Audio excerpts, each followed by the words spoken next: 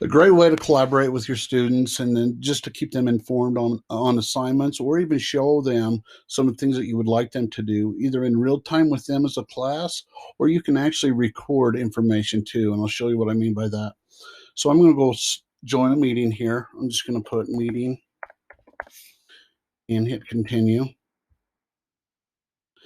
And what that's going to do is going to bring up a join now or present. Make sure you click on, if you're wanting to record, click on join now first. And then what that's going to do, because they've opened this up, you can actually add some of your classmates in here or students in here to sign them. But what that's going to do is it's going to open it up for you, because you now as a teacher have the ability to record. And I'll show you what I mean.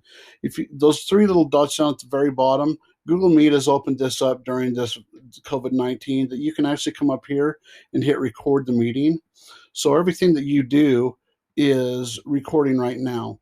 So if I wanted to show you what I was doing on my screen, I'm just going to hit my entire screen. I'm going to hit share. And then what I would do is I would just go into all the information that I want them to know. So let them know, hey, students, I've assigned you this specific unit. It's the Gold Rush, Gold discovered in week 21.